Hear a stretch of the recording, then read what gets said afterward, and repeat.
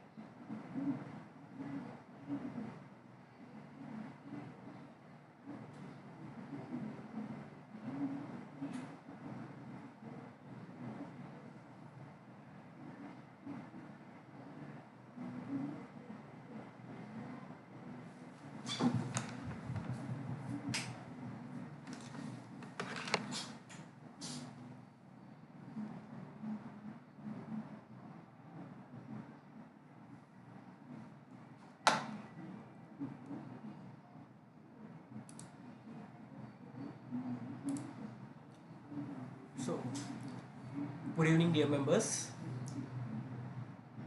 I am Pradeep Kumar, Chartered Accountant in Practice from Anantapur.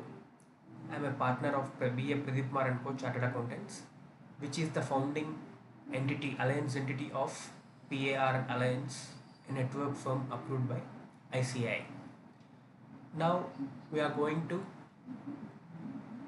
discuss about the topic Alliance, a possibility of decentralized and inclusive network for Indian chartered accountancy firms. So, what is this? So, if we see the title of the topic, uh, inclusive network, we are speaking about a inclusive network. So, I thought of writing a book on networking. Because of that, I have studied about the networks, how networks are functioning across the world.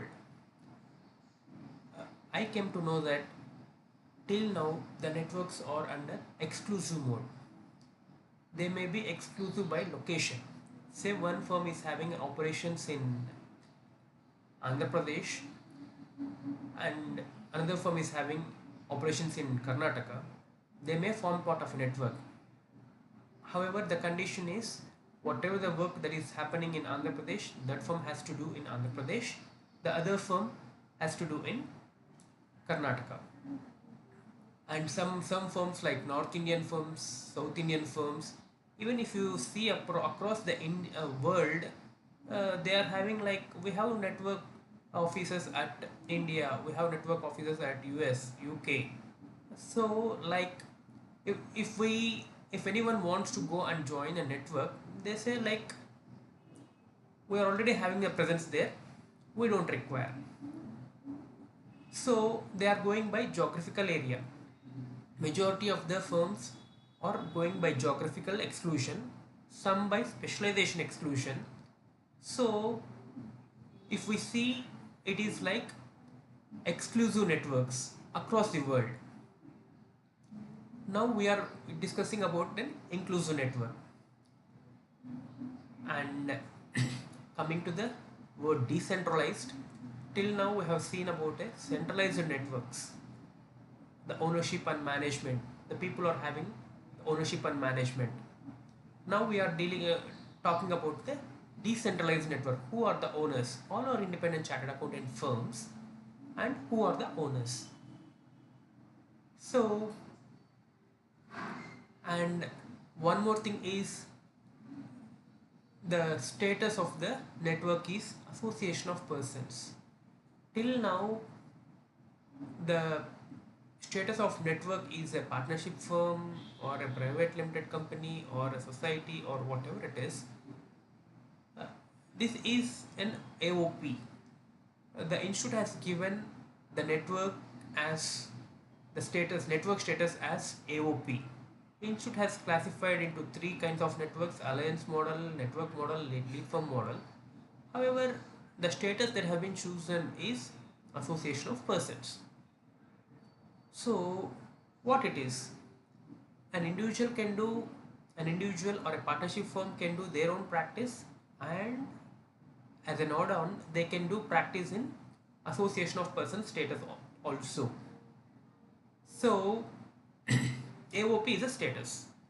I call it as a game changer, because if we want to draft an agreement amongst the entities, if we choose a partnership firm, we are binded by Partnership Act. If we want to form a company, again we are bounded by Companies Act. In case of association of persons, it's a free hand. Till now there is no regulation, and it gives a wide range of choice how to draft an agreement, because it is an unregulated status. So the institute has chosen AOP. I call it as a game changer.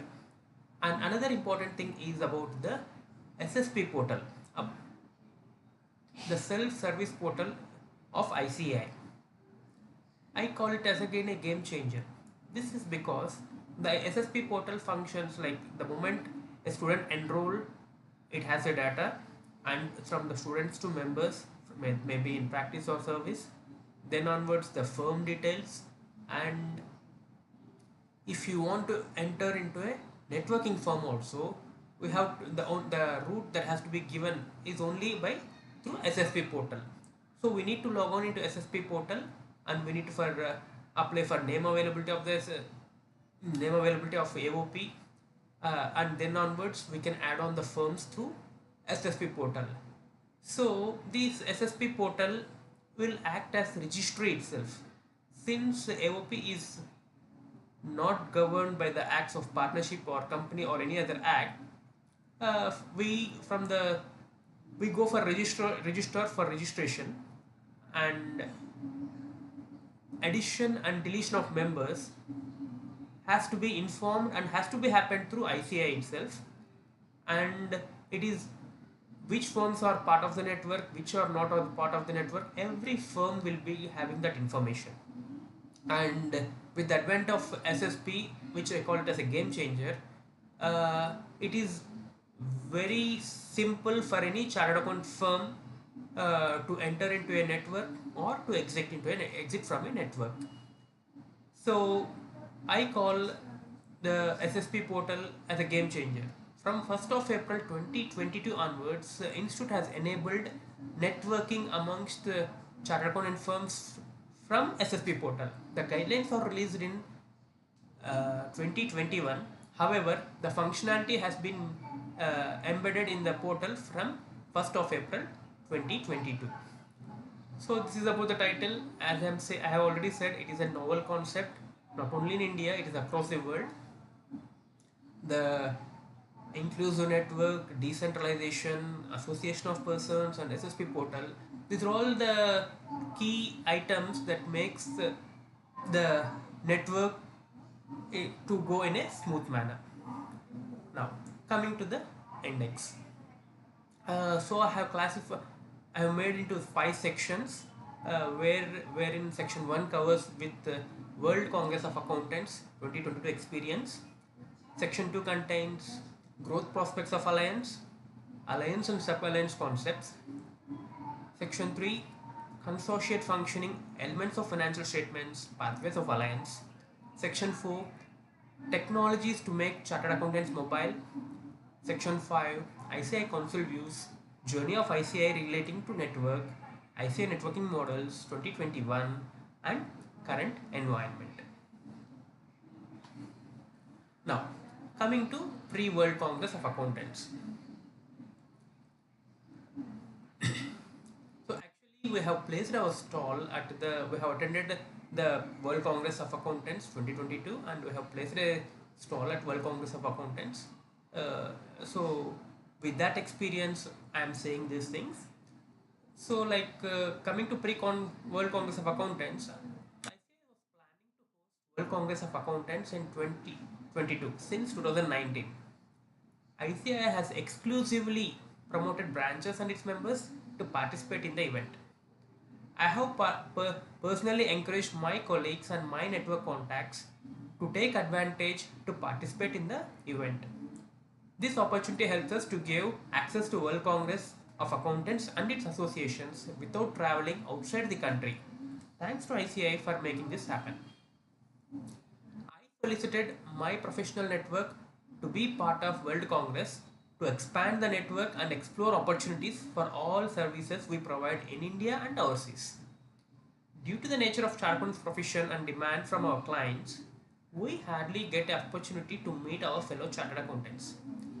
There's a great desire and interest amongst all firms to seek opportunities in overseas. We searched for which form of organization is suitable for us, which is acceptable by ICAI. We have evaluated LLP, private limited company, etc. Finally landed at ICAI networking guidelines. We have analyzed all the 3 forms of network, that is alliance model, network, and lead firm models issued by ICAI. However, we found alliance model is basic and flexible, as we were second generation firms and thought we will go with a basic model for less complications. Apart from the above guidelines, we lack a formal model agreement. To explore the opportunities, we have deployed a stall to assess. Our objective of placing the stall is to increase the credibility of our alliance. Our stall focus was mainly to seek outsourcing service opportunities. We demonstrated as a group of chartered accountant firms under one umbrella as Alliance to elevate the customers that we have expertise and skill in wide variety of areas. The inquiries were flooded by other participating firms as how to join our network. The advantage of alliance model seemed to be quite encouraging to expand individual code of services. And at World Congress of Accountants 2022 Mumbai, We have like many chartered accountants ask questions as how many locations are you catering? What are the specialized areas? How to join the network? Few were looking foreign qualifications and exploring how many countries does you cater. We came to know environmental social governance ESG is an upcoming opportunity where major big firms are projecting themselves in that area. The institute has kept MSME buzz showing the significance of MSME, has placed many activities including sports entertaining the delegates in the flow. Several international delegates attended the and positions includes banks, regulatory authorities, public accountants to our stall, and delegates include from African countries, Dubai, Sri Lanka. This is a picture which we have taken at the then President Debshish Mitra ji and the now President Aniket Talati ji with my alliance partners and management committee members of Anantapur branch and my friends, chartered accountant friends. This is a unexpected event from visit from the president. Thank you for that. Next, post World Congress of Accountants. What has happened? We could sense the direction which our profession is moving. The depth of it has been understood at SIRC conference held at Hyderabad, where panelists were speaking. The exclusivity of ICAI is being diluted. Crowdsourcing, which is taking away the opportunities of small and medium firms. The firm should be a boutique firm with specialized knowledge and service. Corporatize the services, else difficult for single individual to handle. The president is saying institute is entering in many memorandum of understandings with different countries and chartered accountants are flourishing as a foreign at the foreign nations in the industry. We are capable of handling international territories in the area of finance and guided to look for uncharted areas.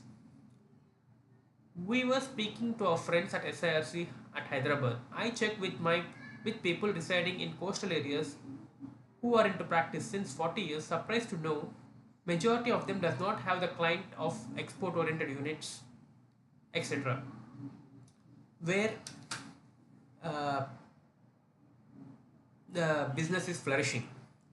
Considering Hyderabad as one of the fastest growing city with many software companies having operations, majority of small and medium chartered firms, in spite of specialization, does not have clientele in the area of transfer pricing.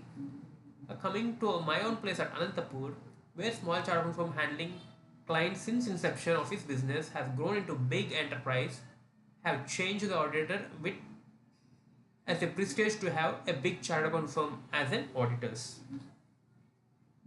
So, post World Congress accountants, these are all several questions in our minds. So, in alliance within the within the existing firms, we are closed entities. Can we open up? So we have created alliance in October, and we have created the alliance in a very closed manner. Can we open up, or can we continue to as a closed entity? The alliance is having image first of its kind for a chartered firm, a very rare kind. Can we share it with others or confine ourselves? If we open up, how to be protected amongst ourselves? How many people from each location we can take into an alliance? Is there any transparent way to work together? I had working with CPA firms in US, uh, where I worked with small CPA firms where they themselves are not organized for systematic execution. Hence, we saw the necessity for targeting bigger firms. To go for a bigger firm, is our firm ready with the kind of specialization, resources? Does our firm has credibility for that? So, so this is about the World Congress of Accountants. I have explained the my experiences of World Congress of Accountants because that is the basis for me to be a part of an alliance. Now, Coming to the next section, growth prospects of Alliance. How many of us, here is a question for you, you can type your answer in the chat box. How many of us trust another professional to work under collaboration? You can type option A for trust and option B for distrust. I repeat, here is a poll question. You can chat question. You can answer in the chat. How many of us trust another professional to work under collaboration? Option A trust, option B distrust.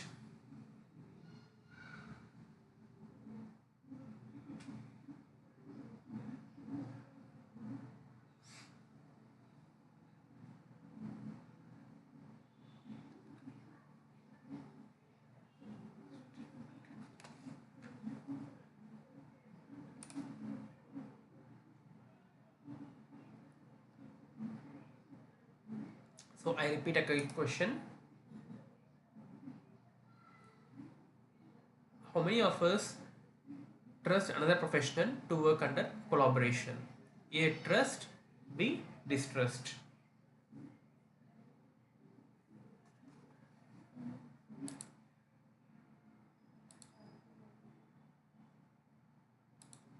So I got an answer like B distrust.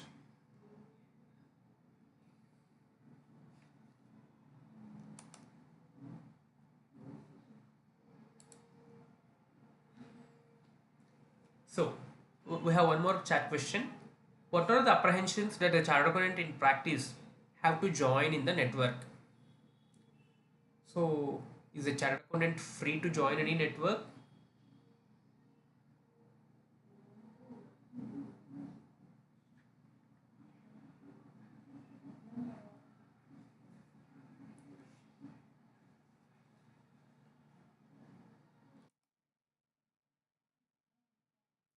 You can type the answers. What are the apprehensions that the chartered accountant in practice have to join in a network?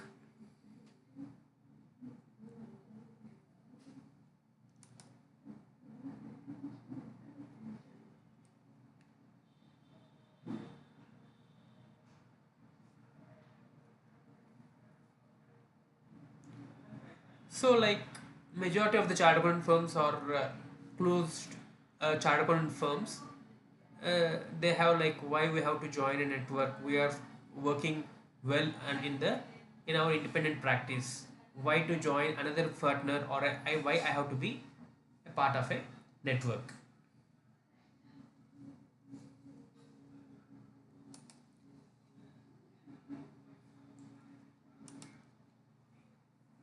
Now we'll see what are the growth prospects of Alliance. Before that, there are many questions which we have, like how to grow big by maintaining your independence, how to build specialization in a firm, what are the advantages of networking, what are the advantages of pan presence across nation, is it advantage to stay as a sole proprietor and be part of an alliance, being in part of network is threat to my practice, or alliances and partnership firms are one and the same, what is brand sharing, what is group identity, do I get fixed salary from networking firm, whether any alliance entity or alliance guarantees the growth to other alliance entities or network, is it advisable to be part of a smaller networking firm or a bigger networking firm, is alliance a franchise? So now we'll see the growth prospects of alliance. Tendering. What is this tendering? Now The A chartered accountant may be having his offices across India. Small and medium chartered accountant offices, many chartered accountants are spread across India. You may be having your office location in tier 2 3 cities, tier 3 cities, district headquarters, or talukas, and you see we see many companies are having their franchises in their towns. Now, if you want to look for the opportunity for auditing that particular franchise, you may not be doing that. That franchise may be next to your building itself, but people from some other place, say like metros, will come and coming and doing the audits. Why we are not able to get the audits? The big chartered accountant firms are rendering those services. Why not a small and medium chartered accountant firm can handle the audit? So, what is the issue?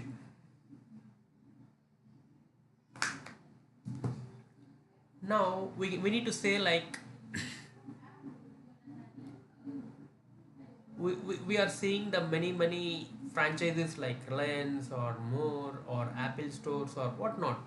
So does they don't require any audit per se, or they require the audit?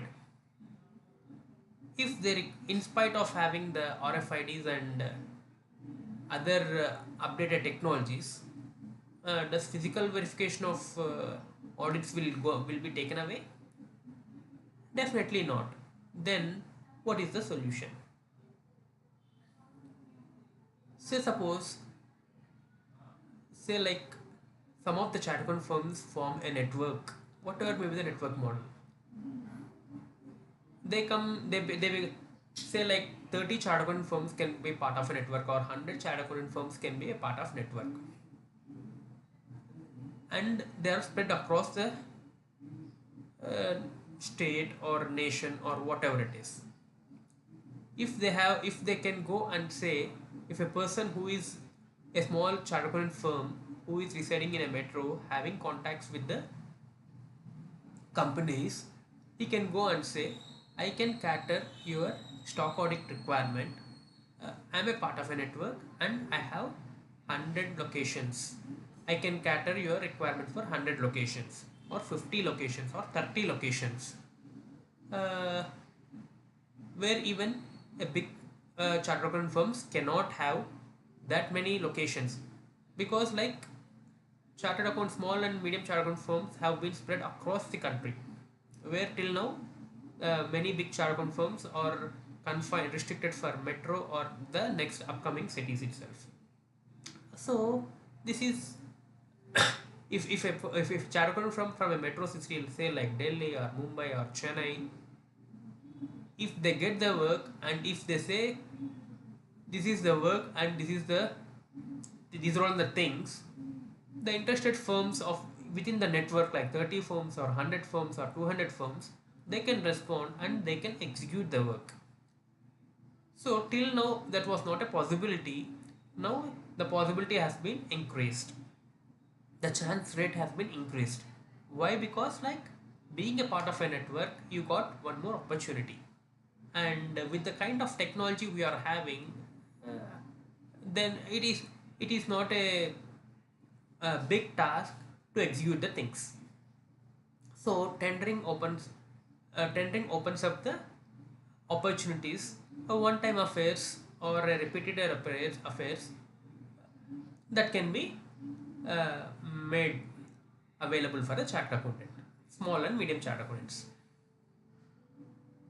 And coming for the next growth prospect called specialization.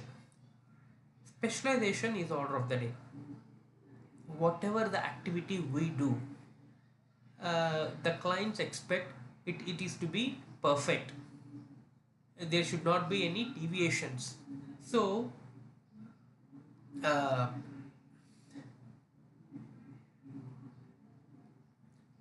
we need to give the specialized skill for that particular thing. And if you see the requirements of the client, uh, majority of the chartered accountants are into income tax practice or GST practice or company audits, majority. And if you see the requirements of the client will come and say, I want to establish a manufacturing unit in a special economic zone, or I am going to set up a branch at uh, outside India, or I'm trying to set up a branch at some other state, or I'm undertaking a project relating to RERA in a different location, which other than which we are doing. So these are all the things a client will. Uh, the client has. The clients are growing, and they're all the requirements of the clients. We ourselves cannot say no, or we cannot do. However, if a chartered accountant start learning and executing all the information uh, that is required for the client, so as the client grows, his requirement grows. Apart from the knowledge requirements, the resource requirements also be increased. So, does a firm or a sole proprietor or a partnership firm having two partners, three partners, five partners can cater the requirement of the clients? Say if the client grows, the chartered account firm has to grow. Or if we leave the client, uh, whether the chartered account firm can grow. So this is a tricky question. So what is the solution for this? If we are part of a particular network, then we can say these are all the services which I can do, and these are all the services which I can refer the people. Those people will assist you doing, or I will talk with the chartered accountant will speak with the another chartered accountant, and he will be interacting with the client. So here the client will get satisfied, like the chartered accountant which I am dealing with is assisting me. He is connecting for the right people, or he himself getting updated, and he's providing services to me. So there is no requirement for the client to look for other chartered accountant firm. If that is not the case, as an individual chartered accountant or a small chartered accountant firm, we cannot cater the multi requirements of the clients. To do that, if we are a part of a network, then definitely yes, we can do that. Next, coming to global opportunities. Okay, knowledge process outsourcing, business process outsourcing, etc. So, how can a network will help uh, the chartered accountants to aim for global opportunities? As I already stated that we have projected ourselves as a networking firm. So, as a partnership firm, a chartered accountants may be two partners, three partners. If it is like a networking firm having five chartered accountant firms or 10 chartered accountant firms, the number has been grown from 5 to 20 altogether. The strength can be showcased with the client, and the resources can be optimized by using the technologies, and we can aim for the uh, KPOs or PPOs. The requirements of the to handle a foreign client is a altogether a different requirement. You need one has to be very mobile to go and visit the foreign nations, and they have to execute the work in front of them and without our presence. So there are many challenges for that. How can this alliance or a network will assist? We will see the various possibilities. There are I classified into four possibilities: local firm looking for global opportunities, firms intending to have presence across nation, that is pan presence, specialized firms forming an alliance, decentralized and all inclusive firms. The first scenario, so we can see India is becoming the BPO hub or KPO hub. Now, three firms residing at the same place and doing similar services, say at Anantapur. Like A and company is a sole proprietor, B and Company is a partnership firm. C and Company is a limited liability partnership firm. They formed together and formed an alliance. Now they are rendering the services like income tax, GST, audits, etc. So all are single all chartered account firms are providing similar kind of services. Now they have formed an alliance. A and Company say, wishes to aim for uh, all the three companies aim for outsourcing opportunities. And are they ready, uh, are they capable and capable to do that, or are they mobile enough to do that, is a big question mark. A chartered accountant can leave his office and focus for another area, maybe for a month or a couple of months. By the time he has to satisfy his existing clients requirements. Apart from the new clients, he has to cater the requirements of existing clients. How can a single chartered accountant firm or a small chartered accountant firm having two partners, if one of the partner is out of the office, who can cater the needs of the clients, existing clients? Because this is a scenario where second generation chartered accountant firms will be looking into. In case of first generated chartered accountants, uh, if they are good enough and planned enough, they may go into a good partnership.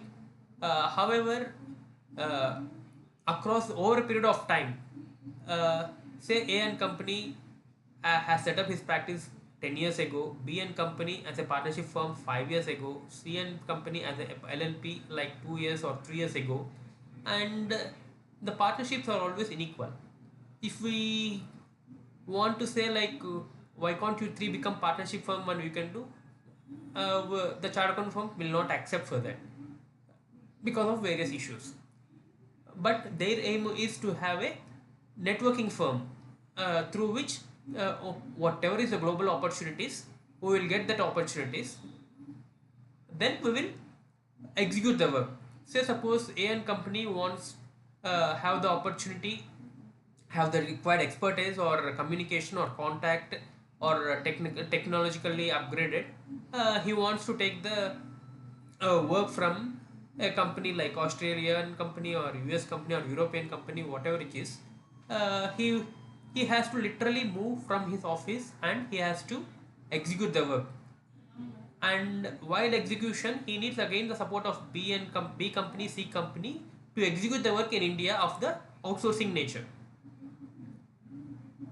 Now the A and Company has to have existing clientele. He cannot ignore them because that is his bread and butter.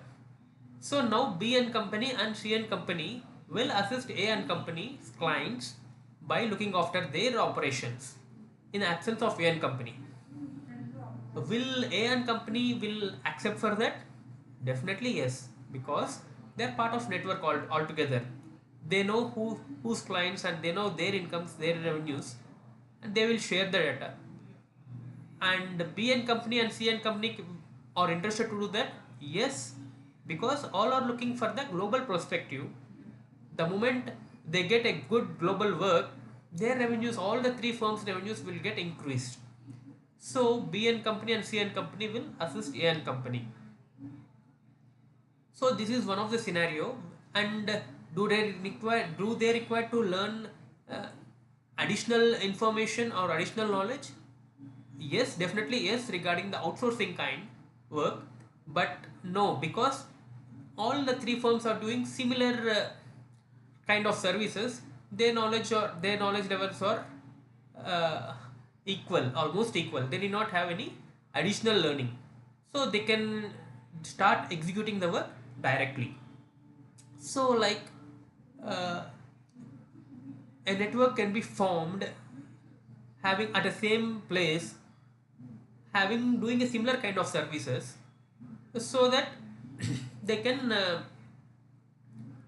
aim for a global objective, say like global opportunities. Coming for the next scenario, presence across nation. What is this? Multi locations in one nation. So just now we have discussed about tendering. In case of tendering, uh, the tendering system has worked like this. Like one chartered accountant firm will get the work and ask for the services uh, where the chartered accountants have been present across the nation. So multi locations. And again, as the client grows, the chartered accountant firm may not grow at the pace of the client. The client has an intention to open 10 branches or 10 companies at 10 locations, for which a small and medium chartered accountant firm is not geared or equipped. Catering the requirements is difficult. So, if a chartered accountant is part of a network and chartered accountant can say to the client that yes, boss, we can cater your requirements, the client will be the happiest person because entering into an office and having a single point of contact is really advantageous for the clients. And variety of services, not only the location specific, the variety of services. Suppose a client wants to come and have a branch at Dubai, he will ask for the requirements of the FEMA.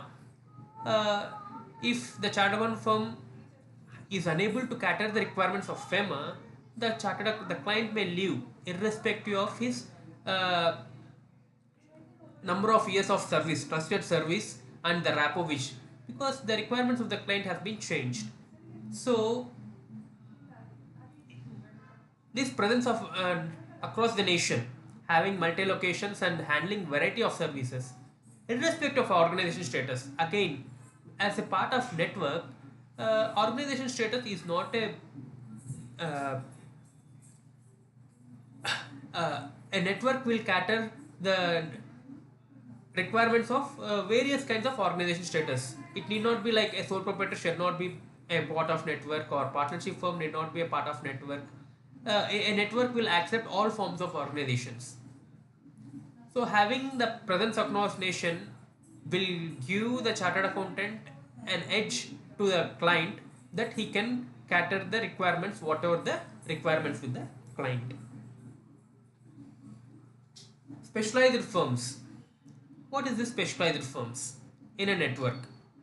So suppose like there are chartered accountant firms who are exclusively in GST, who are exclusively in RERA, who are exclusively in MSMEs. If we see like RERA, a chartered accountant firm practicing RERA in Karnataka, uh, the client having the many projects, they are satisfying them. Say suppose a client wants to expand his operations in Karnataka, in New Delhi, or in Mumbai, or in Kolkata. What the chartered accountant firm will say, boss, we are the regulations of New Delhi or Kolkata are different. We need to gear up for that, or we may not cater the requirements for that. So, if the firm having operations in Karnataka is having an association with a firm in New Delhi or Kolkata, then what they can say, we have a firm there, or which is a part of our network, we can refer them, or we do the services and we charge the fees from them. So this way the client, the chartered accountant will assure his client like they are capable of doing the services and they will do the services.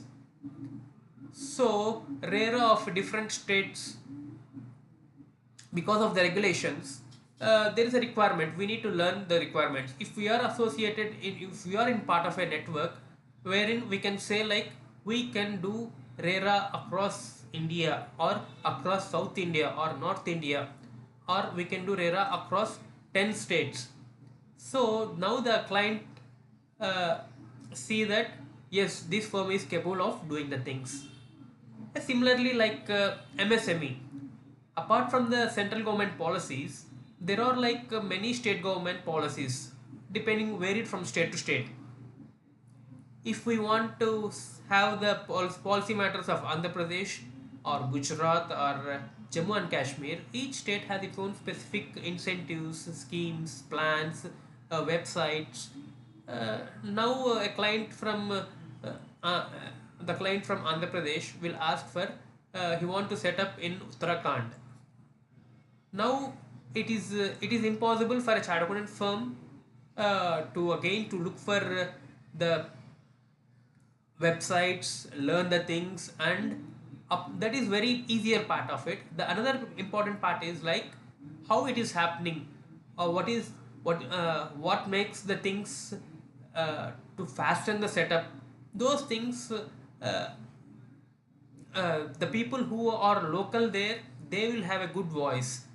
Now we can assist the client, like we can refer them or we can connect with them. So now we can say like our firm is specialized in MSME. Likewise, 20 firms which are part of a network, they can say like yes, we can cater MSME wherever in the country, we can do that. A similar kind of like information systems advisory or GST all states, irrespective of having a very good portal from the GST department, uh, the clients have office locations across India, but are the all the chartered accountant firms uh, are having branches across the India? It's a big question mark. So if we have association with which is within a part of a network, like we are specialized in GST, we are specialized in RERA, we are specialized in MSME, or we are a general partnership firm or a general chartered accountant firm doing multi services. So if you want to build a specialization in your firm, then you can build it, but you are restricted for a particular geographic location. If we are a part of a network, we can uh, cater the needs across the nation for a specialized functions. This is one of the advantages of having a specialized firms in the network. Next, coming to this is our title screen. Alliance, a possibility of decentralized and inclusive network for Indian chartered accountancy firms. What is this? Now, if you see this blue color triangle, there's a ovals here and triangle, and there are stars, and it's of another color. There's a green color, and these three are interconnected, and they are communicating with the alliance, and these firm and this firm are being interacting, and these are all the specialized firms. The star represents for specialized firms and all. So what is this? If we see this, if we go for our previous slides, which I call this three firms, A company, B company, C company. These are all the three firms. This is A, B, C, D, E, F, G, H.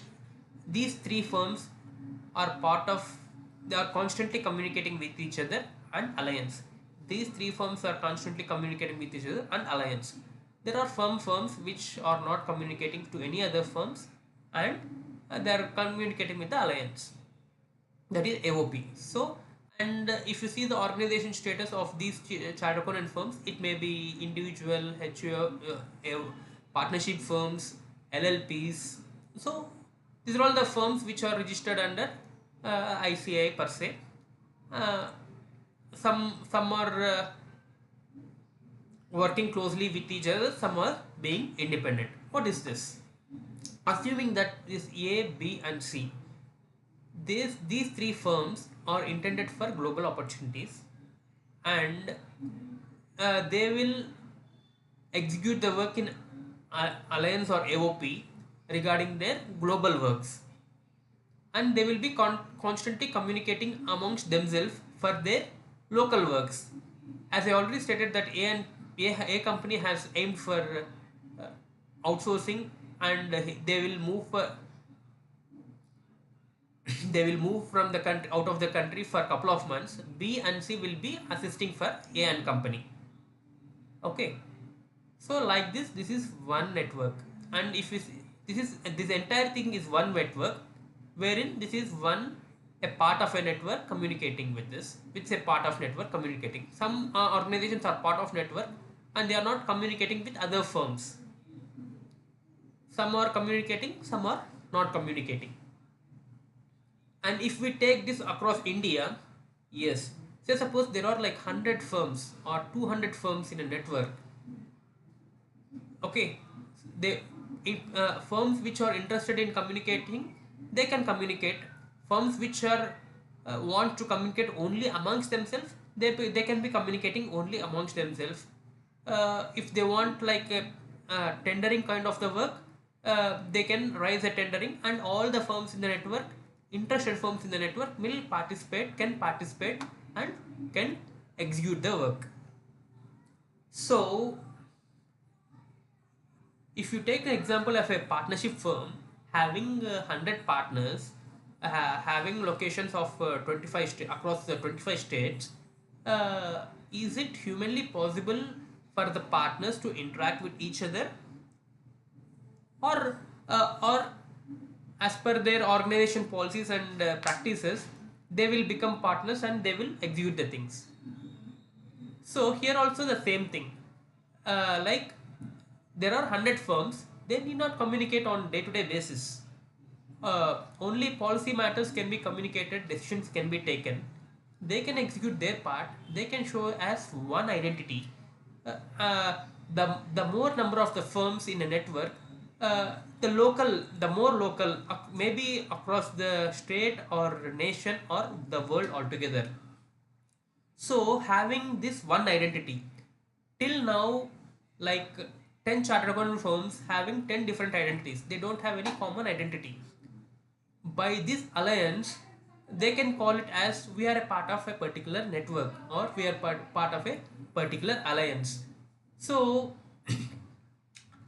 uh, by having a network itself shows a big strength, and having the communication and having interaction, they can use the by using the technologies, not only at a national level, at a global level, we can have this network showcased and get the global opportunities.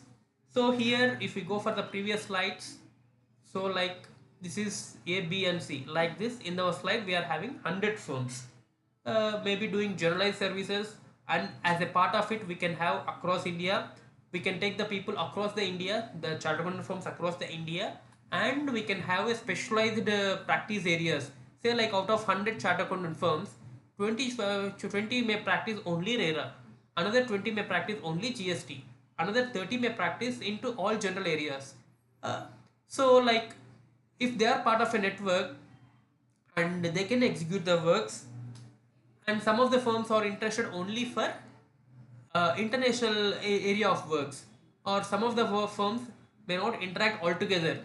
They can be part of network and they can say, they can demonstrate like yes, we are the part of network.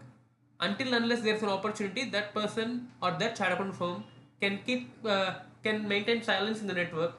If we have opportunity, yes, even he will execute the work, or he will give the work to other chartered accountant firms based on the requirements. So this is the explanation for this diagram, where many firms, irrespective of its location, irrespective of its type of organization, irrespective of its specialization, they can come together and form part of a network. So these are all the growth prospects which a chartered accountant firm have in the networking models. Coming to the alliance, where wider cooperation among wider professional reach and a wider geographical presence, and is clearly aimed at profit or cost sharing amongst the entities within the structure, it may be alliance. This is the definition given by our institute. However, the sharing of cost not itself create an alliance.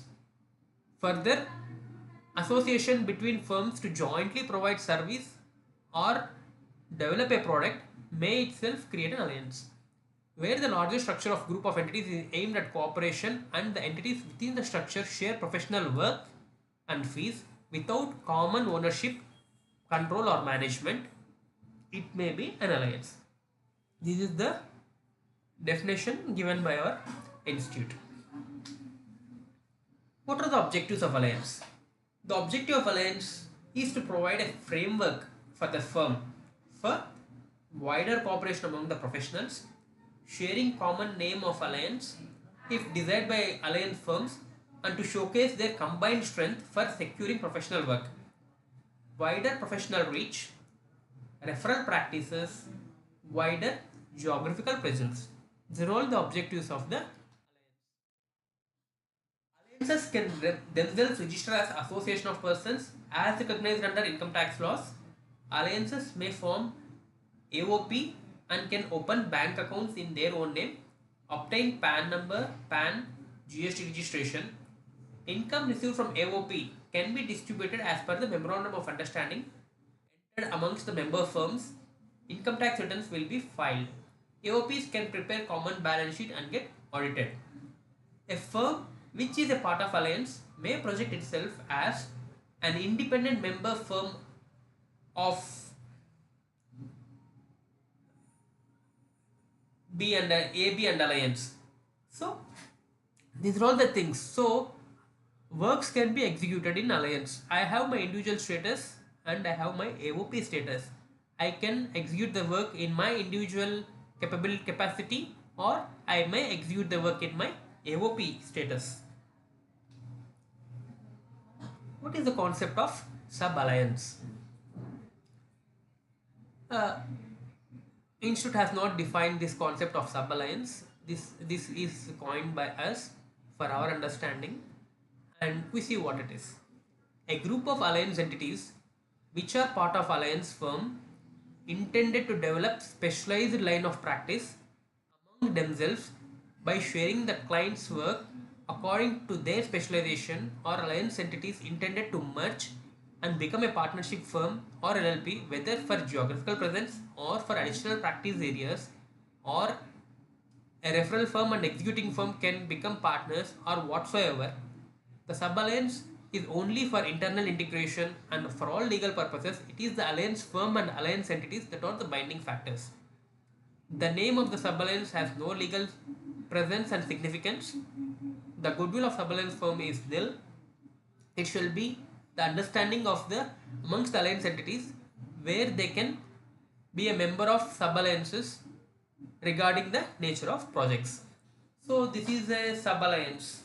Just now, if we go for a previous slide, what I say is like, this is total alliance. Say suppose these three firms want to communicate and interact, and they are part of a particular network.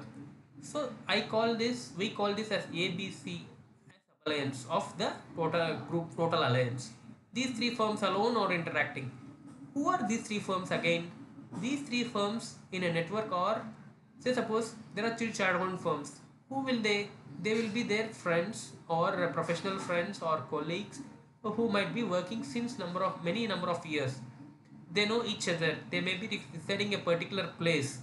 So having these three firms, a network, having their individual identity, I think like the chartered accountants or professionals will definitely wish to work under this mode. So this we call it as a sub alliance. Then, what are the principles of alliance? So, our principles of a network, definitely without trust, having trust, no organization can survive. And to build the trust, we require, how to build a trust? Transparency is one of the element which will build the trust. And technology, as we are discussing about the multi-location and specialization, the number of firms, definitely technology is a basic factor to communicate with the people. And as already the technologies have been evolved, and without having the technology, we cannot move further. Inclusiveness. What is this inclusiveness? As we have already discussed about uh, till now, wherever we see the networking modes, they say like if you are in particular state, we have already network partner there. We don't want to another chartered account firm to be there. So exclusive mode. But now in this kind of network we call them as a inclusive, whatever is irrespective of status or irrespective of location, irrespective of the specialization, all the chartered accountant firms can become part of a network. Independence, as we are all the chartered accountants, we are maintaining that we require independence, and independence is there at their firm's level. They have their independence, they can take their own policies, they can take their own decisions, and if they want to be part of a network they can go with the network decisions also. In case of alliance, they have the firm have independence. In case of network and lead firm model, a combined decision making has to be taken there. Cooperativeness, yes, that is required. Collaboration, one firm is has to collaborate the other firm, and having one identity. So these are all the principles of alliance.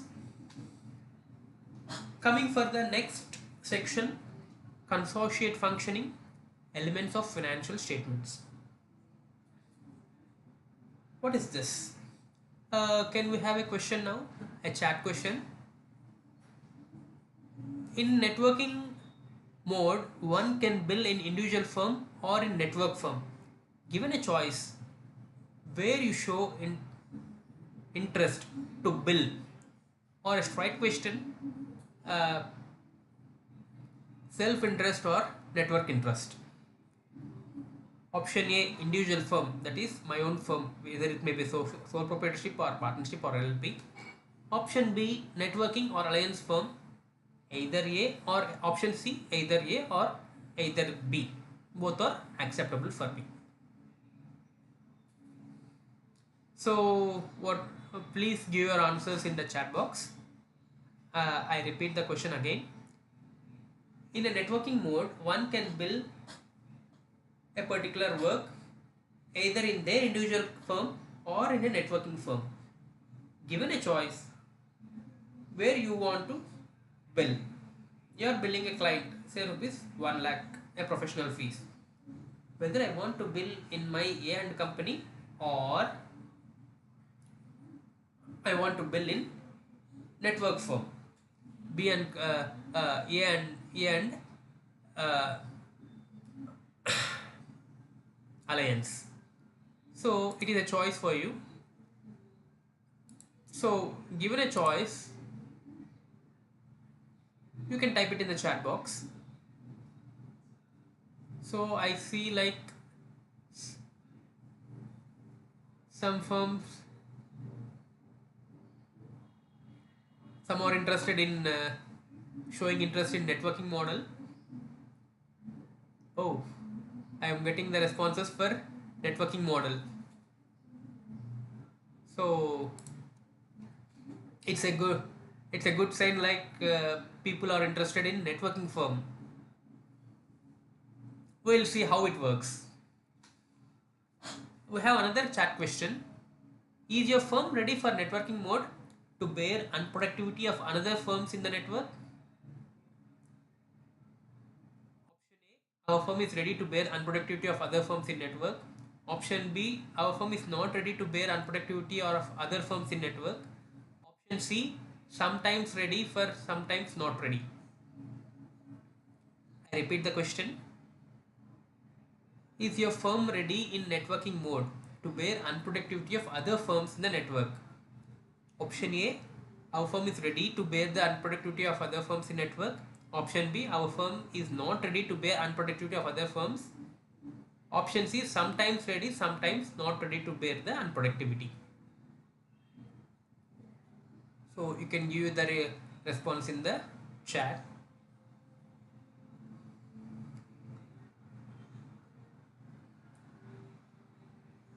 So we got the answers like sometimes ready and sometimes not ready.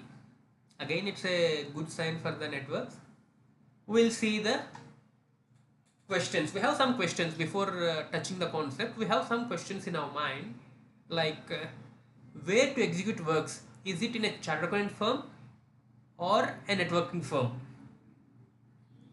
So we got a reply here for like our firm is ready to bear unproductivity of other firms. So people are willing to bear the unproductivity also. So now we'll see the questions. Where to execute the works? In my chartered accountant firm or networking firm? Say suppose I got an audit, not audit, I got an assignment uh, where I need to bill in my own firm or in my networking firm. Can I bill my client according to my desire or shall I follow the guidelines of a network? How a referral alliance firm and execution alliance firm can become a partnership firm? Can I bill my client according to my desire or shall I follow the guidelines of networking firm? Uh, these are all the questions which we got because like a chartered accountant firm can a chartered accountant in practice is already having doing practice say like 5 years or 10 years. Now he's joined to a network.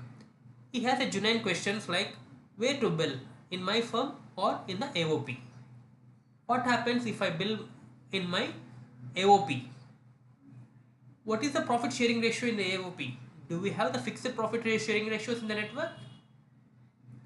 How can AOP can have fixed assets in its books? Who are the owners? Who are the responsible persons for that? Now coming to the concept. Alliance revenue or the network revenue. Again, this is as per our understanding. Institute has not defined any of these things. We have defined the income of alliance, that is AOP, which is the total of referral, tendering, and work executed by the alliance entity.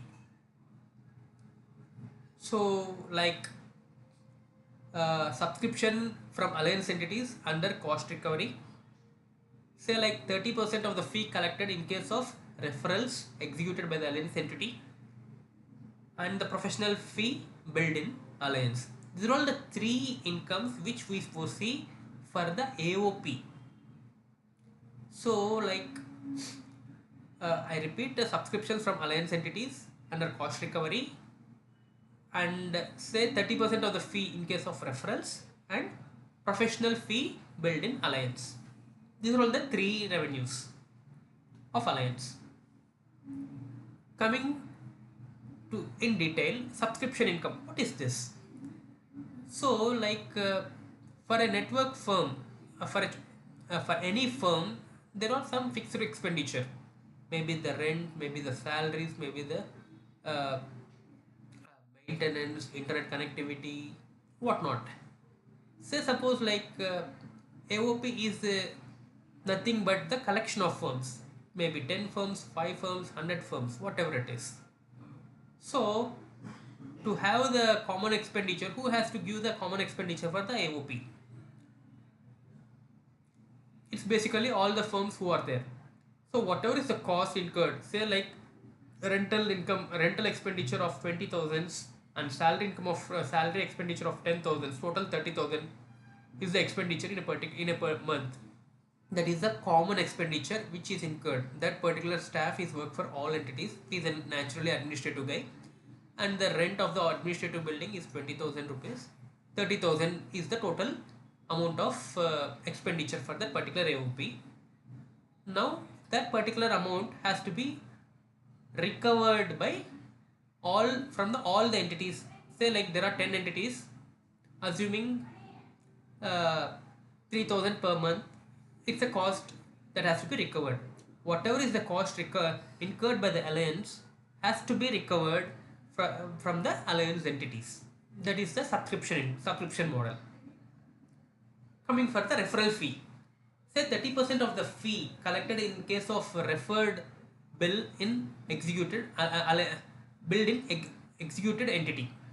Say suppose one firm alliance entity is referring in alliance in the network model, one chartered accountant can refer the professional work to another chartered accountant in the network.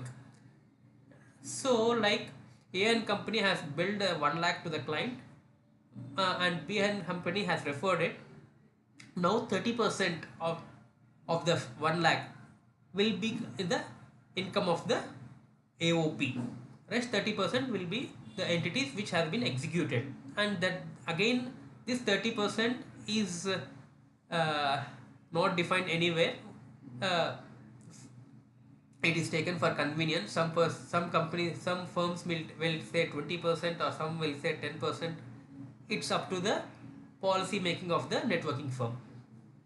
Next, professional fee. Now we have billed the entire in the services for the in the alliance itself. In the above case, it is in the alliance entity, that is the individual chartered accountant firm or partnership firm. Here in the AOP itself, either of the two options, agreed referral, if along with referral or without referral, whatever it is, uh, say the 1 lakh has been billed here itself. So whatever is the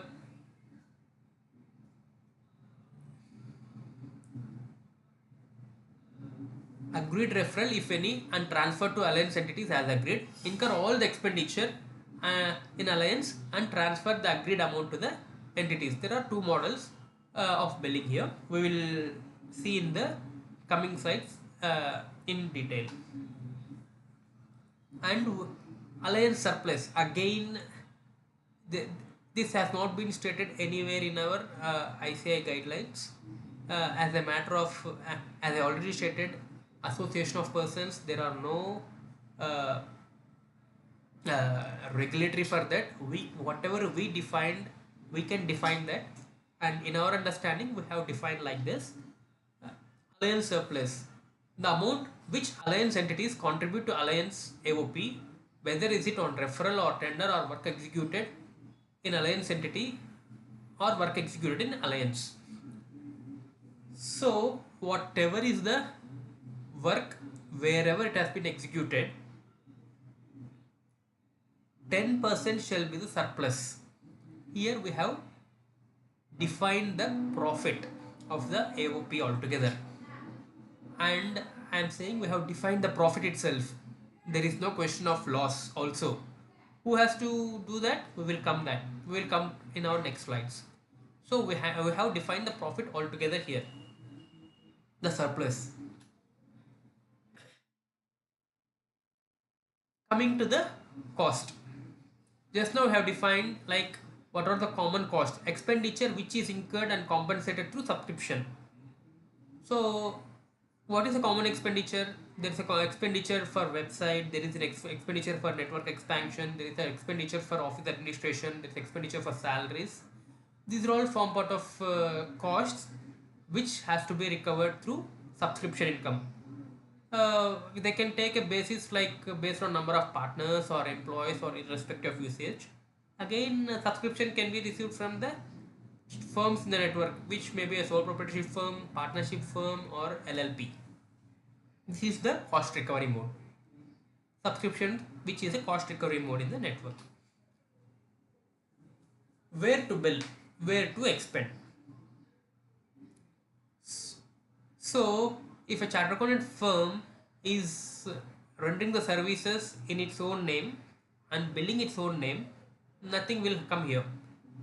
However, if the chartered accountant firm is billing in the alliance, that is in the AOP, okay, work executed in alliance entity or entities, one entity or more than one entity, work has been executed. The method of expenditure is contract method or expenditure method, and there are two other scenarios like with referral and without referral. Okay, the first 2 points are without referral. The 4 and 5 points are with referral, and the third point is one entity rendering services to another entity. So we will see this table in detail.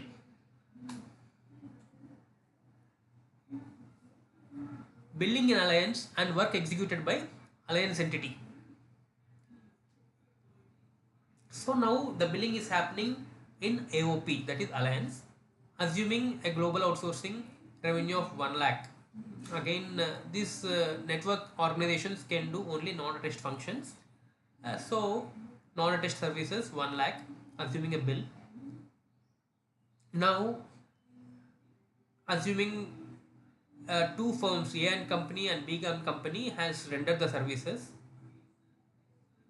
As per the agreement, that 90,000 will be expended in the AOP, and 10%, which we have already defined, will be there in the Alliance surplus. We have freezed the surplus of 10%, 10,000, that is 10,000.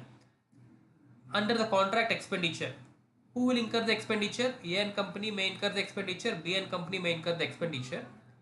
As per their agreement, we will transfer the contract amount. So amount billed is rupees 1 lakh, and 90,000, say like 50,000 for A and company, 40,000 for B and company, because they are involved in executing the works. The balance 10% will be retained at the Alliance itself. This is one scenario. Coming for another scenario where in the first one we have made a contract method. In the second method, it is the expenditure method. 1 lakh has been billed here. Alliance has incurred the expenditure. Salaries, rent, professional insurance, etc. And there's a surplus of 10,000. How can 10,000 surplus will be there? Because by definition we have defined the profit as 10%, and whatever is the thing that will be billed in the Alliance, expenditure is billed in the Alliance, and whatever the surplus will be taken by the Alliance entities. So 90,000. If there is no, if it is a loss, that loss has to be borne by the Alliance entities itself. And when we want to enter into a global scenario, then we need to look for professional insurance. Even now in India, many firms in the Indian firms are taking the professional insurance. But if you want to go for abroad and do the services, professional insurance is a must. Okay, so this is the expenditure method. Number one, in the previous slide it's a contract method. This slide is an expenditure method. Here there is no referral. If you want to have and in case of one firm referring the work to another firm, 30%, say like 30% is the Alliance revenue, which we have already defined. 30% of the 1 lakh, 30%, 30,000. Then 20% go for referred entities, and the surplus should be the 10,000s. We have freezed the surplus.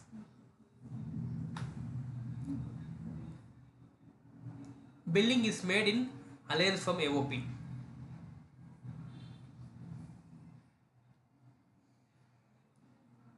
So in case of referral 30%, the fee shall be the income of the Alliance.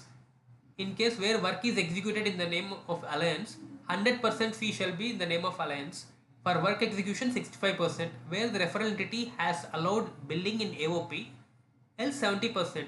So these are all the agreements which can be drafted, which can be noted and drafted. Now we have start building the referral concept here. The same way the global outsourcing or non-attached functions 1 lakh has been built here. Now there is a referrals have been given, the 25%, and the balance under contract method it is 65,000, and the surplus will be 10,000. If there is no referral, the total will be in case of expenditure, it is with the expenditure. So referral under contract method and referral under expenditure method. Billing and expensing in AOP. Billing and expensing in AOP, the Alliance entity's overall objective and direction in long run where trust levels reached maximum. Billing in Alliance firm AOP and work executed in Alliance firm AOP, wherein all expenditure is made in Alliance firm, including for professional contracts based on Alliance entity which has executed. Where the entity has earned profit or loss, whether the entity has earned profit or loss, the entity has to share Alliance surplus in the Alliance to the entity. The profits and losses shall be borne by the Alliance entities irrespective of depreciation, interest, professional charges paid to the employees, the professional charges to the Alliance entities. So billing and expensing in AOP. Here we see that the global revenue is 1 lakh, and so we have billed 1 lakh here and we are expending it, and this is the objective actually. We given a choice, majority of the chartered accountant firms will want to bill in their individual name and expend it, and as the trust level increases, the chartered accountant firms can trust one another, and they start doing the billing in the AOP itself. Deductions to Alliance surplus. Till now we have defined the revenue as 30% and as 10%. We have, in the previous slide, we have defined the revenue. This is the Alliance surplus. This is the Alliance surplus. We have defined 10% as Alliance surplus, and from that 10% we can deduct the referrals for founding entities, and balance we have defined as profit. How that profit has to be distributed? Based on proportionate revenues generated in the Alliance, that is AOP, by work executed Alliance entities, including work executed in the Alliance firm. So now a chartered accountant firm has billed 1 lakh, another chartered accountant firm has billed of 10 lakhs. So 10% is taken from each of the chartered accountant firm, and then based on the percentage of their revenue, whatever is the profit that has been taken is distributed to the respective firms. Again, this is our understanding. Institute has not given any framework for this. This is our understanding. If you see the balance sheet of this, balance sheet of Alliance, that is AOP, capital initially by founding entities, reserves and surplus ideally distributed every quarter except for specific contingencies. Loans and advances from Alliance entities. If you see the assets, for whatever is the assets, those has to be funded by the as part of loans from the Alliance entities, whether is it a fixed deposit or fixed assets or deposits, those are those to be funded by the respective Alliance entities. Say there are 100 chartered accountant firms in a network, and they want to take a rental building, or they want to take a computers, or whatnot, whatever the assets. Who has to fund? Those firms has to fund, because the assets are under their control. They can jointly do the things. So how the finances function here? Like the firms who are interested to execute the work, they will bring the money, and they as a part of a loan, and as a part of a goodwill, the goodwill value is nil. This is a must in case of a networking firm, because unless there will be no free movement of firms. Every moment a new firm comes, what is a goodwill? Every moment a new existing firm leave the organization, there is a goodwill. So as a policy matter, as in the agreement itself, we can embed like the goodwill of the firm shall be nil. Deposits may be required for rental deposits or security deposits or EMDs. Again, those things have to be funded by the Alliance entities. Loans to Alliance entities is prohibited as it amounts to diversion. Sundry debtors ideally nil, and we follow based on cash basis of accounting. However, if uh, the nature of the clients, we may require sundry debtors, again has to be funded by the distribution can be delayed based on the receipt of the funding. Sundry creditors, the cloud solution software, the legal expenses, general expenses, yes, again which are recovered through subscription. Sundry creditors, referrals, contract expenditure to alliance entities. Another nature of sundry creditors for sharing the alliance surplus. Another nature of sundry creditors for works billed and executed in AOP, that is salaries, rents, etc. So broadly, this is the outlook of a balance sheet, how we can see in an alliance and what is the funding and what it is.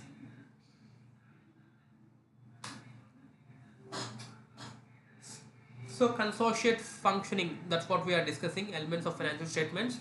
These are all the premises we have taken. Revenue defined is acceptable. Profit is fixed at a percentage on revenue received.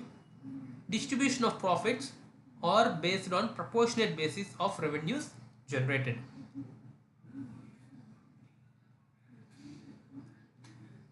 Coming to the next section, technologies.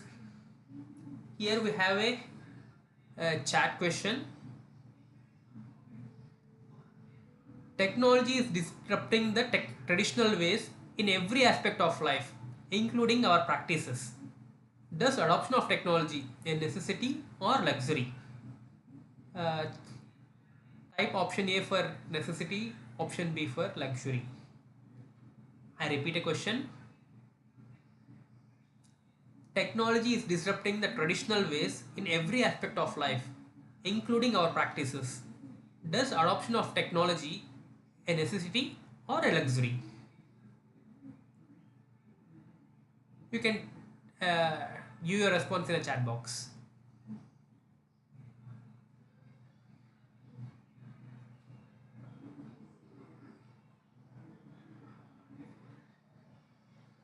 So, with the advent of COVID, everyone, including the senior citizens, till that time they were not adopted for technology. They have made adopted for technology. Now we are in a way like, yes, we are in the mode of technology has become a necessity for us. Definitely, it's a necessity for every one of us. Even we got the answers. Everyone is accepting necessity. Now, we have some questions for technology. Now, am I sharing every client information in a networking mode? Does my firm lose control of the clients being on the network platform? My firm is having shortage of employees. Can I use the resource of other alliance entities to execute the work? What is the level of access and what is the confidentiality? What is the advantage of desktop application with cloud data and doing the work in networking mode compared to application and data management in cloud? Is Alliance a knowledge sharing platform or expert advice platform or a referral platform or work execution platform? What is this platform altogether? So there are some questions in our mind which are there. Now we'll discuss about the content of it. Technology as enabler of trust. So with, as we already discussed, the principles of alliance as trust. Without trust we cannot build the network altogether. So to have a trust, the one of the important element is the technology. Now what the alliance can do? Alliance can choose cloud solutions providing centralized platforms that enables decentralized, collaborative, scalable functioning platforms. So a cloud solutions can be chosen wherein all the firms in the network or in the platform. However, it enables for decentralization. Say like 100 chartered accountant firms are there. Each chartered accountant firm will do their own work. They have their control. If they want to give share the data, if they want to refer, they can refer. Otherwise, the other chartered accountant firm will not be able to see what the another chartered accountant firms are doing. And collaborative. So it has to have features of collaborative and it should be scalable. Right now there are 10 firms. The solution should be ready for 100 chartered accountant firms or 1000 chartered accountant firms, and all these are all functioning platforms. Data transfer among alliance entities can be handled with security and at the level of access through cloud-based office management software. So we have a question like, if we share the data from one chartered accountant office to another chartered accountant office, who will access what they do? So technologies can be designed how the functionality should be, that can be made. Virtual servers enable alliance entities to work on projects collaboratively and remotely, which enables outsourcing opportunities across the world. Usage of virtual servers for specific projects or amongst the agreed alliance entities, or for whatever is the reason, enables control of data that can be shared as per the requirement, which is the enabler of trust. So like, till now we were uh, majority of the chartered accountant firms are on physical servers, which are LAN connected. They have to come to their office and they can execute the works. Now with the advent of virtual servers, entire office data is located in a virtual server, which may be present elsewhere, not at the premises of the chartered accountant firm. There are many software providers who are providing the virtual servers. Their softwares can be installed and they can render they can give access, so that the people who wants to work, they can work from whatever is the location. This is the boon which the virtual servers provide. So this open up the global opportunities. A person may be sitting in Australia and he may be outsourcing the work to the chartered accountant firm in India, or a chartered accountant firm in India may be outsourcing the work to Sri Lanka or Dubai. So what not? It can happen. So what is the possibility? Because of the technology, and we can regulate the access, the level of access, and who can access. This will give the chartered accountant firms an edge to do the global services. Right now, the physical servers which are present in the chartered accountant offices, with a few applications installed, the chartered accountant firms can become more mobile. They can operate their office servers from anywhere. So it's the wish, requirement, and the spending of the chartered accountant firm, wherein with the lower level cost for the existing servers itself, they can enable remote locations, or the servers itself are located elsewhere, and the chartered accountant will take the services of the virtual servers. So it's a policy matter and the level interest of the chartered accountant firm to go with. If you see, like, there are like many remote desktop solutions, the virtual servers, the physical server just now we have discussed. We have the Google Drive, we have Office 365, we have the remote desktop solutions like Webtel and all. So these are all the things where we can access our data elsewhere, and we can give the access. Apart from this, there are like office management systems, wherein like CA Institute has given CA practice management software by ICAI itself. We have the office management systems for like Webtel, Gemco, Joho, Papilio, Arthur, Simplify Practice, MyTask, Taxada, name it, whatever it is. So what they do is, majority of the office management systems provide the task management, the employee, what tasks have been assigned for employee, what clientele, what is the status of the work. Okay, now in spite of offering free chartered accountant office management systems, uh, majority of the small and medium chartered accountant firms are not using this practice management software altogether. The reason is like what the small chartered accountant firms will say is like we have like 5 to 10 employees and we have the tracking systems in our office. We know the status. There is no requirement.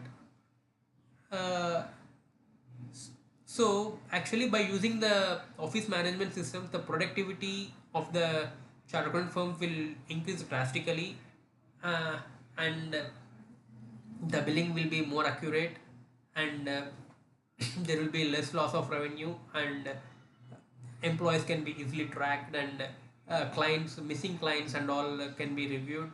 There are many advantage, and group messages can be sent, and transfer of data can be organized. Entire paperless office can be made through the office management, and along with the virtual server systems. However, the small chartered accountant firms are not ready. uh, it is the order of the day, like to go for the paperless environment altogether, which will enhance the chartered accountant's capability, and which will increase the opportunities of global practices altogether. So this till now, if a small and medium chartered is asked to leave his office for a couple of days, it's a big challenge for him because he cannot leave his office because the entire data is there in his office under desktop mode. uh, if that is the scenario, there is no way for a chartered accountant to move across the state or the country and aim for global systems, global practices. So, if the chartered accountant is aiming to have a global practice, or if he wants to have his office under proper control, and what is happening and all, and who is accessing the data, who is having the data, what is the communications, what has been done, definitely without the using the latest technology updates like virtual service, office management systems, the networkings and all, it is very difficult. And if you check for networking firms, there are some more modules that are required for document sharing is required for the networking firms, a CRM is a must, and tendering amongst the chartered accountant firms is a must. So these are all the requirements which are required under the networking mode. Coming for Alliance website. So like there are 100 websites, 100 firms in a chartered accountant firm, Alliance firm, or Alliance AOP I call. Each firm will be having its own website. If not, yes, they may not be having any website altogether. Uh, uh, Definitely, a website will assist for some of the functions for chartered accountant communication. Along with that, the alliance should have a website, and what contents can be written in the website. There are like a list of alliance entities, members of alliance, policies of alliance, articles by members, video lectures, location, details of alliance entities expertise, service areas, practice areas, newsletters of alliance entities benefits being in alliance, industries serviced by alliance entities, training, metrics of alliance and alliance entities, general question answers for members of alliance, infrastructure partners of alliance, login for specialized services for alliance entities, link to alliance entities websites, knowledge sharing committees amongst alliance entities, software infrastructure, whatnot. So I have given broadly these can be the contents one has to keep in mind while designing the alliance websites. Coming to social networking, yes, we are part of social networking, and the presentation which we are going live on YouTube itself is one of the advantage or the resource we are using. So definitely, social networking is a must, and uh, it is irrelevant to say to go for social networking because everyone, including school going children, are being a part of networks.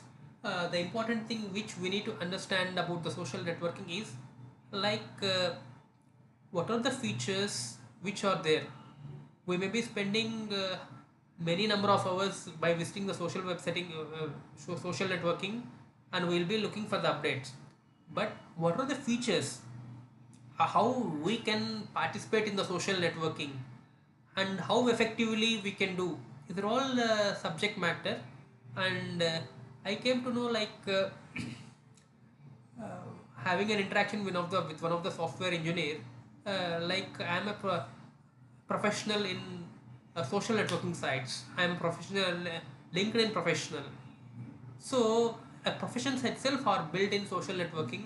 It's definitely an important aspect for chartered accountants to be a part of in a social networking sites, and how effectively they can communicate, how effectively they can present themselves in a social networking sites definitely adds value for the chartered accountant firm.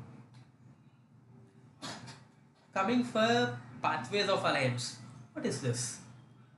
So it's basically the entry, stay, and exit. So how a chartered accountant firm can enter into alliance, how they can stay in alliance, how they can exit from the alliance. So, like, entry in alliance, it depends. The alliance that has been, if you are going to create one new alliance, form a new alliance, or if there is an existing alliance, if it is an inclusive mode of network, it will accept the entry will be very negligible, with negligible formalities, compliances, they will easily allow. If it is an exclusive network, or if it is there, they may keep some conditions, and they may say that yes, we maybe like geographical uh, positioning or specialization, uh, a charter account firm may be excluded. However, in case of inclusive firm, irrespective of the location, type of organization, specialization, the firms will allow to for entry into alliance. And how to stay in alliance? One firm, there are like referral sub alliances, and sub alliances may be there, specializations, global works, which we saw in our title page. uh, the important aspect is one has to look into the conflict of interest. There shall not be any conflict of interest in the alliance. So, like, statutory auditor and an internal auditor or accounting services, so that has to be checked at the entry itself and during their span in alliance. And they can do, like, the growth prospect of alliance we have discussed, like, they may be looked for global outsourcing opportunities, or so they can want to build the specialization, uh, they want to go for pan presence, whatever it is, they can stay in alliance. How to exit from the alliance? Like, they can continue in alliance, or they can give a they need to look for non-compete clauses. Okay. And, like, say, like, there are 100 charcoal firms in alliance. Now those 100 firms have understanding, and they want to become one big partnership firm. Till now there was little trust or no trust how each functions. So they themselves have been there as a sole proprietorships or partnerships or LLPs. Now all these 100 firms or 200 firms want to become one big alliance in big partnership firm. They can do that. Or else, like, out of the 100 firms, a 20 firms may want to come in a specialized way, and they have their specific objectives.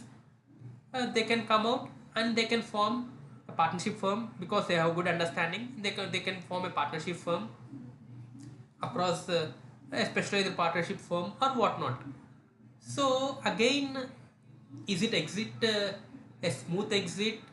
Yes, definitely. For in case of alliance model, the terms and conditions are a bit relaxed compared to the network model and a lead firm model, which we will be discussing in our next slides.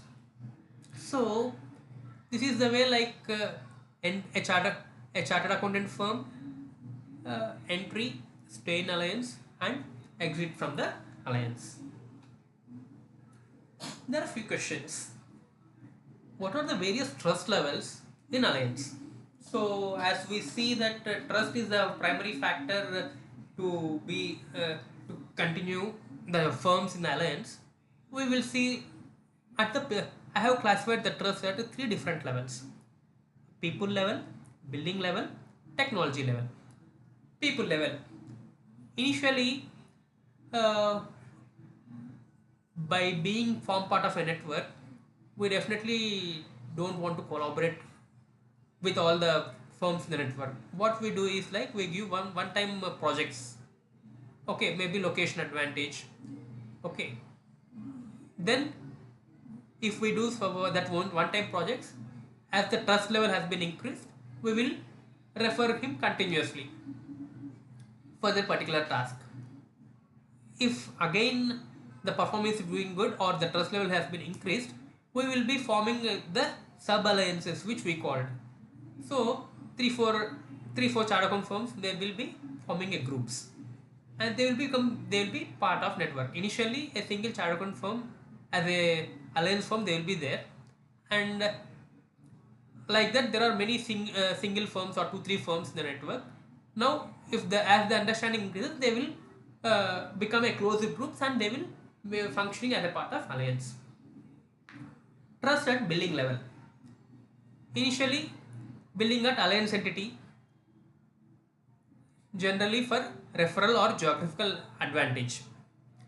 So the whatever the services done by the existing firm, they will do at their individual level itself, not even in AOP. But for referral or geographical advantage, they will bill at alliance level. Enhanced billing at alliance and expending at alliance entity. So now what I say is, as a contract method, we will bill the professional services in AOP and expenditure under contract method. Okay, as the trust level increases, both billing and expenditure will happen at the alliance itself. This is at the billing level. Coming to the technology. Initially, transfer of data can be happen through the cloud office management solution, which is a client and the area of practice like FEMA or income tax or GST, and which is a year specific. At the enhanced level, we will give access to the virtual servers. Again, that a limited level of access will be given to the relating to particular project can be given to the virtual server. At the highest, full level of access will be given to the virtual servers. So this is all the trust levels. What I mean to say by this is, trust can be built and trust can be leveraged in a transparent manner, in an acceptable manner. This is a possibility which is there now. So we can't say like, oh, alliances or networks, I don't trust any chartered accountant, or I don't trust any professional I as a partner. I don't, because like, yes, you have your issues, but however, uh, defining the things and making the things in a sequence and succeeding the things, there is a way. So at these different levels, this can be leveraged. The moment you got the highest level, then only you will give it. If you don't reach that highest level of trust, you can become part of network, and you can be at the initial stage or enhanced stage. It's up to your choice on based on your experience. So each one has their own understanding, their own experiences. So accordingly, they can enter into this. Now coming for the another section, ICAI Council views. So our ICAI Council is of opinion, like is into discussion like how to increase the capacity of the firms. So they thought of like, opportunities has to be given for pooling resources, expertise, build pan India presence. And our council is of the view that tap global opportunities, growing big and no compromise in identity.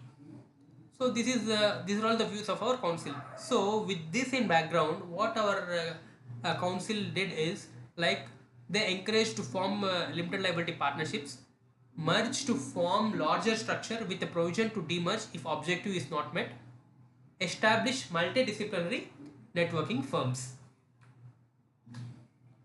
So if you see the journey of ICAI regarding the networking, in 2005, rules of merger and demerger formulated. Network amongst firms called affiliation registered with ICAI in India and outside India, resulting mutual interest. Network not to carry business, consent of clients to engage affiliate, status partnership. So now in 2005, the important aspects is like merger and demerger is one of the thing, and they have opened up even for outside India, and the network shall not carry any business. If you are engaging your affiliate or a partner, network partner, then consent of the client is a must, and the status of the network firm is partnership. If you coming to 2011, profit sharing or cost sharing or sharing common ownership, control or management, common quality policies, control, common quality control policies and procedures, common business strategy, the use of common brand name or significant part of professional resources. Status again, partnership, LLP, company subject to guidelines. Here from partnership they have allowed LLP and the company also in 2011. Effect of registration is deemed to public notice, hence client consent not required. So this is a bigger change that has happened in 2011. We need not give the we need not consent the client, because uh, this is deemed public notice, hence the client consent is not required. We need not intimate any client like we are part of we are getting the thing from done by the network, or we did not. Network not to carry business.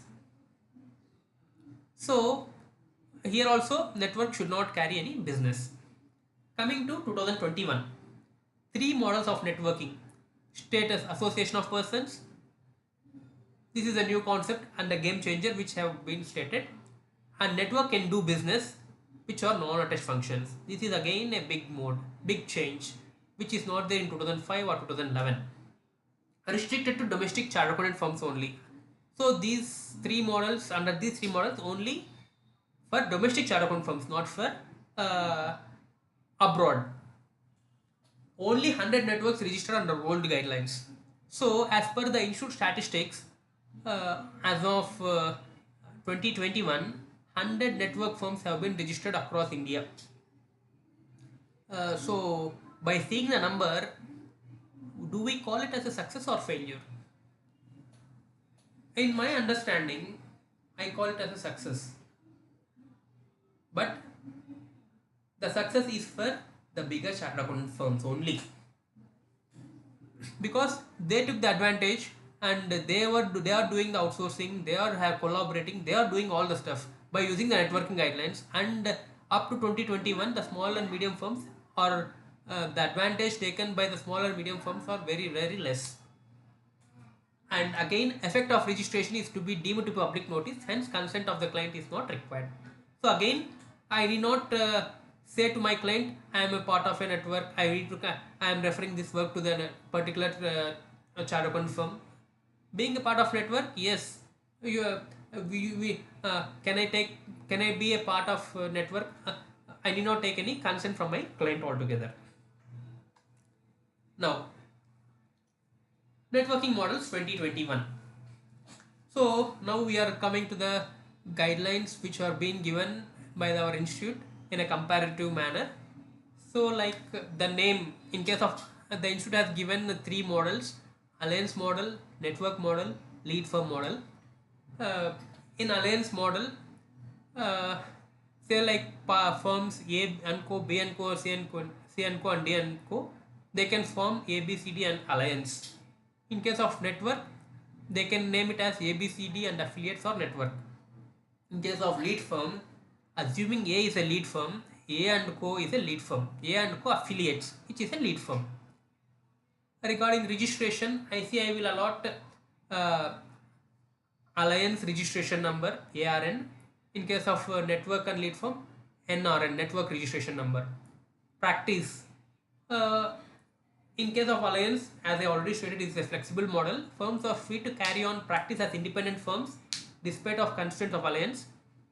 However, Alliance will can guide the best practices for the entities. In case of network, they are bound by internal integration agreement and the practice and independent firms. Here also they can practice as independent firms subject to internal agreement. Network decision prevails. In case of lead firm model, firms can have internal agreement recognizing one as a lead firm depending upon the specialization. If someone is specialization in RERA, they can say like RERA. In case of information technology, they can say as information technology. Uh, Accordingly, they can carry the work. Empanelment. In case of Alliance, basically for non-audit services, for audit practices they remain as their independent practices itself as independent practitioners. In case of network, they can showcase the combined strength. In case of lead firm ICAI will put the efforts to secure recognition. Till now there is no recognition for any of the models in front of the regulatory authorities. Conflict of interest is the same for all the three firms, audit and non-audit services, uh, as the same client. Rotation of the auditor amongst the firms not permitted. This is there for all the three. Characteristics: firms can come together for mutual benefits. Individual firms take up the professional work on their own name. Here, pooling of resources, they can showcase the combined strength here, and they can have uniform policies. However, individual firms can be taken their own work and in their own name. They can do that. Here, the lead firm will do the things. It will showcase the combined strength and uniform policies and showcase themselves as one big unit. In network and lead firm model, quality control is well documented, needs to be well documented. Referral sharing, it's same for all the three entities. Uh, and or only for Indian entities networking is permitted. So referral or profit sharing or fee sharing is permitted in all the cases. Bylaws is same for all, shall not be contrary to ICAI code ethics regulations.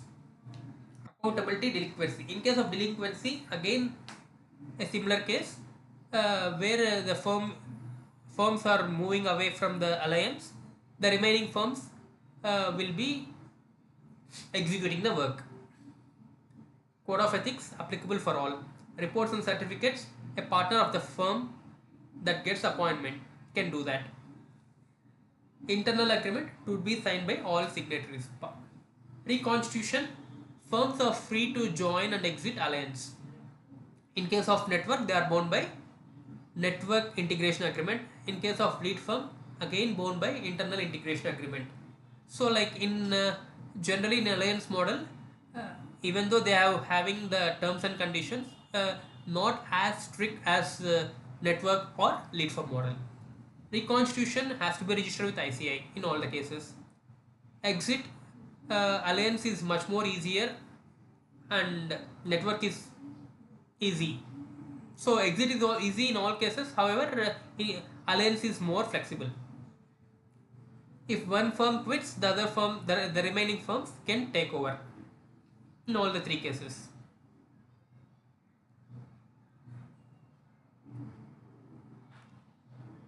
One network, the chartered accountant firms can be only part of one network. They cannot be part of multiple networks altogether. So if they are in ABC and Alliance, okay, now your friend or another leading firm may ask, why can't you join our alliance? One has to leave the particular alliance or a networking firm and they can be joining another networking firm. Empanelment, all firms of alliance can empanel separately as individual firms. In case of network also, each firm can empanel in their individual names. However, in case of lead firm, only the lead firm has to empanel.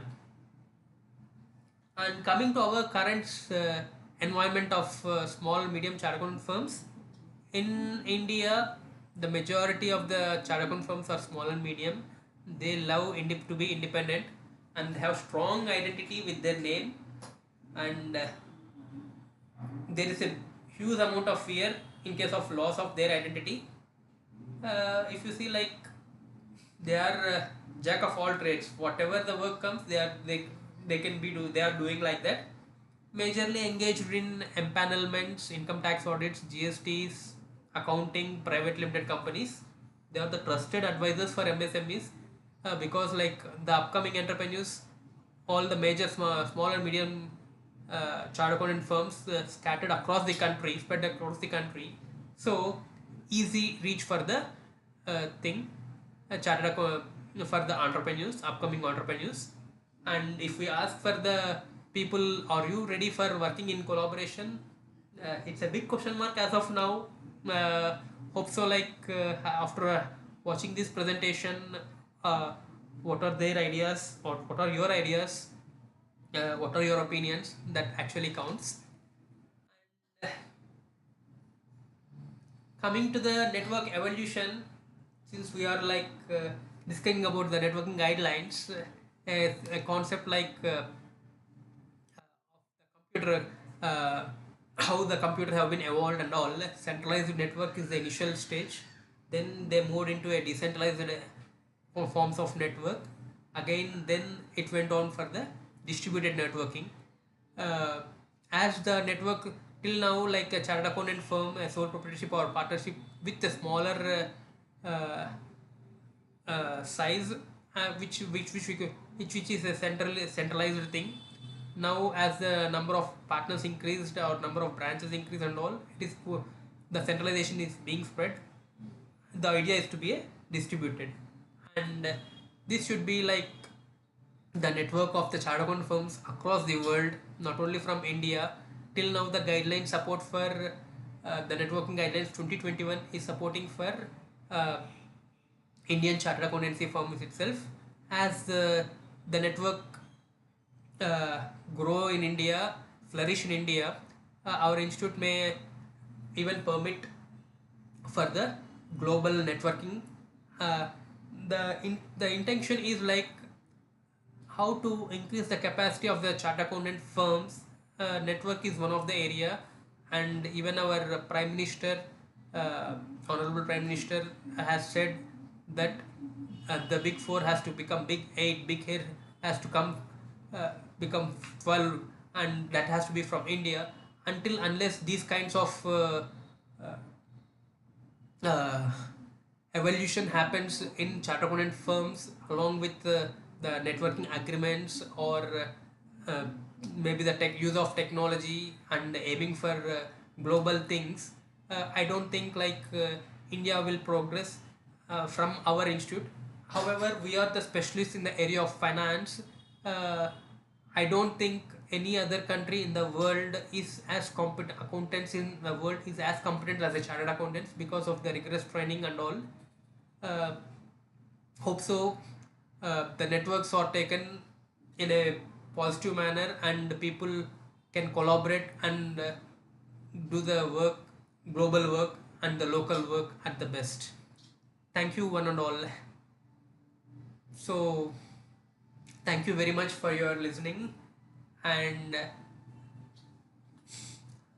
I request you have any questions, you can type in the chat box. I will reply for the questions, and you can connect me at this LinkedIn email ID, and this is my mobile number.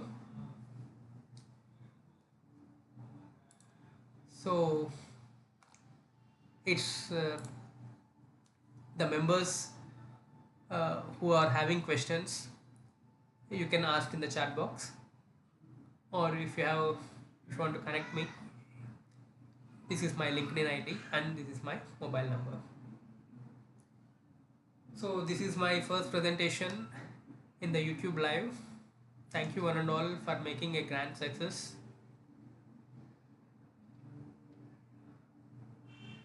So I'll be waiting for a couple of minutes if you have any questions.